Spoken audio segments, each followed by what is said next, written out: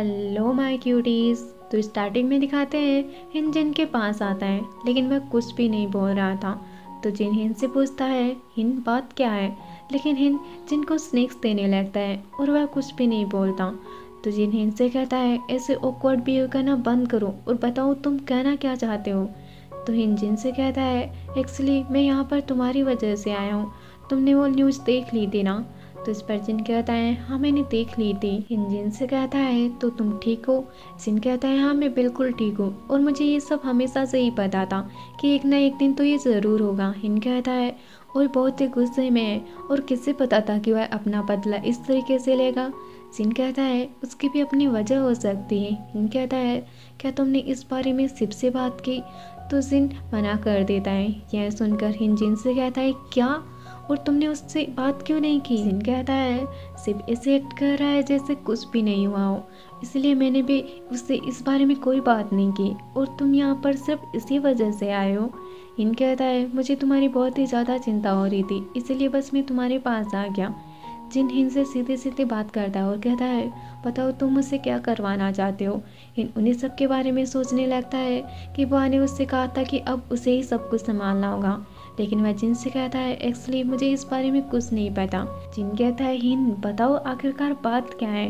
हिन कहता है कुछ नहीं, बस मुझे तुम्हारी फिक्र हो रही थी, मुझे लगा कि तुम इससे काफ़ी ज़्यादा स्ट्रेस में आ जाओगे। तो इस पर जिन कहता है मैं अभी बिल्कुल ठीक हूँ, लेकिन तुम्हें देख कर लगता है कि तुम काफ़ी ज़्यादा स्ट्रेस में हो। मुझे तो लगा था कि जैसे डेबिट कलेक्टर तुम्हारा पीछा कर रहे हो और तुम यहाँ पर मेरे पास छुपने के लिए आ गए, लेकिन तुम तो यहाँ आकर उल्टा मुझे ही फ़ोन कर रहे हो।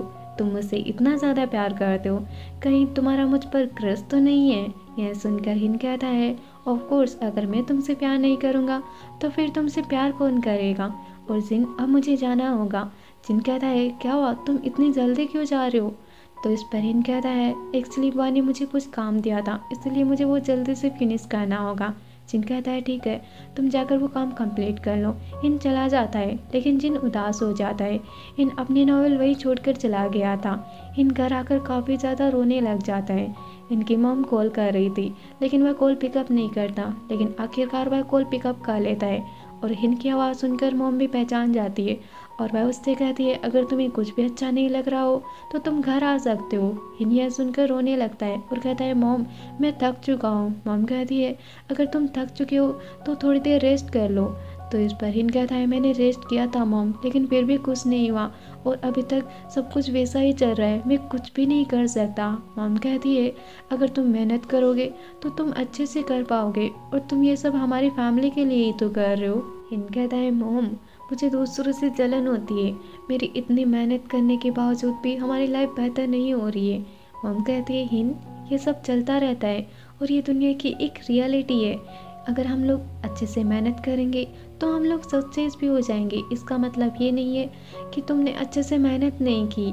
तो इस पर हिन कहता है मॉम मुझे नहीं पता मैं अब क्या करूँ।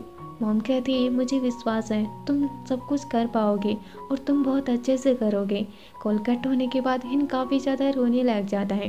दूसरी तरफ जिन को दिखाते हैं जो कि हिन की नॉवल पढ़ रहा था, तभी वहाँ पर सिप्पी आ जाता है और वह जिन से कहता है क्या कर रहे हो तुम। जिन कहता है मैं हिन की नॉवल रीड कर रहा हूँ और ये बहुत ज़्यादा अच्छी है, मुझे नहीं पता था कि हिन इतना ज़्यादा टैलेंटेड है।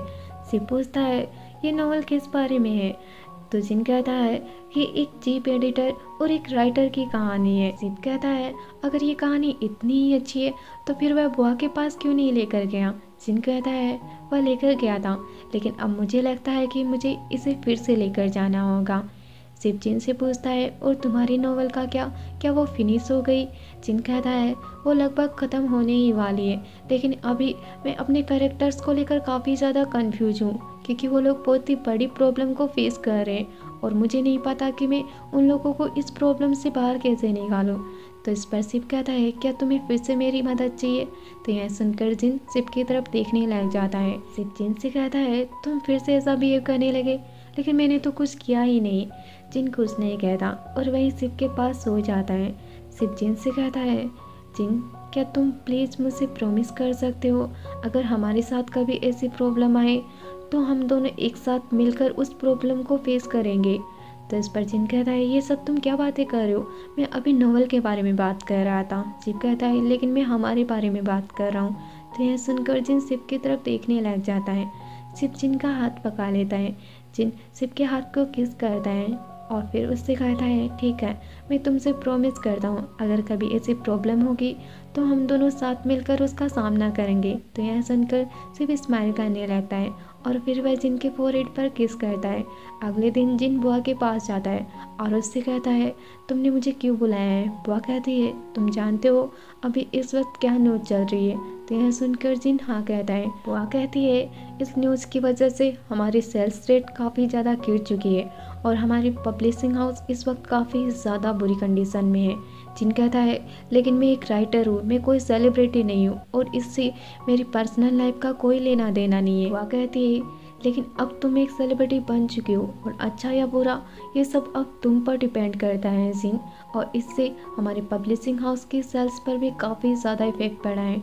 जिन कहता है मैं नहीं चाहता था कि कभी भी ऐसी सिचुएशन हो। वह कहती है जिन मैं समझती हूँ तुम्हें लगता है कि प्यार सिर्फ दो लोगों के बीच होता है, लेकिन अब यही प्यार बहुत सारी चीज़ों को इफेक्ट कर रहा है।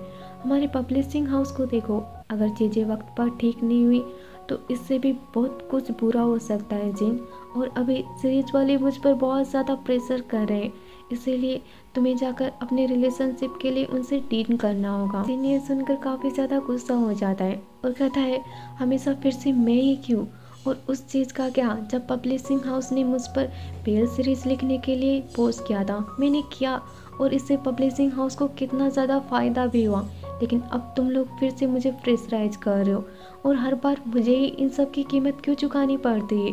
ये सब मेरे साथ बिल्कुल भी फेयर नहीं है। वह कहते हैं जिन फेयर तो कुछ भी नहीं है और तुम बहुत अच्छे से जानते हो, और इन सब का उन लोगों पर भी इफेक्ट पड़ रहा है जिन लोगों ने कुछ किया भी नहीं है।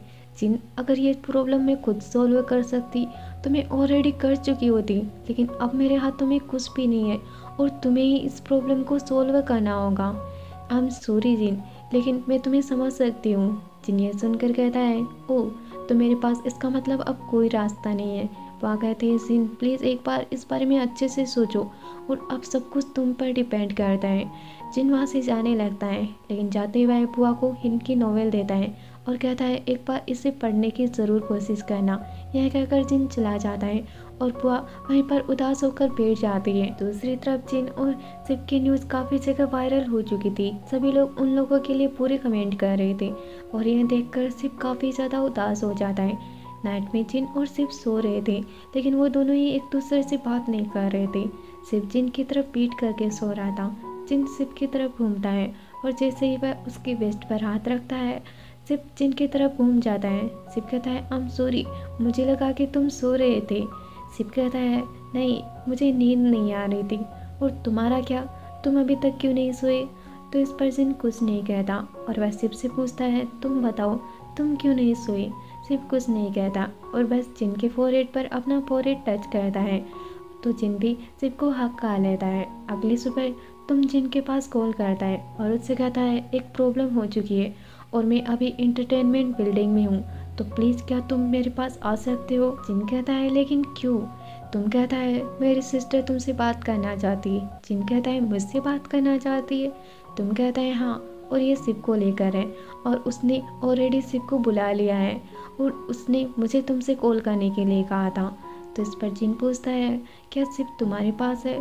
तो तुम कहता है नहीं, वो मेरी सिस्टर से अंदर बात कर रहा है। जिन कहता है ठीक है, मैं जल्दी से आता हूँ। जैसे ही जिन जाने लगता है तभी जिन के पास ओर का मैसेज आता है और वह उससे कहता है तुम कैसे हो, और मैं तुमसे सीरीज को लेकर कुछ बात करने वाला था। जिन फ़ोन को टेबल पर रखता है और फिर सावल लेने के लिए चला जाता है। और गाइस आज का पार्ट यहीं ख़त्म करते हैं।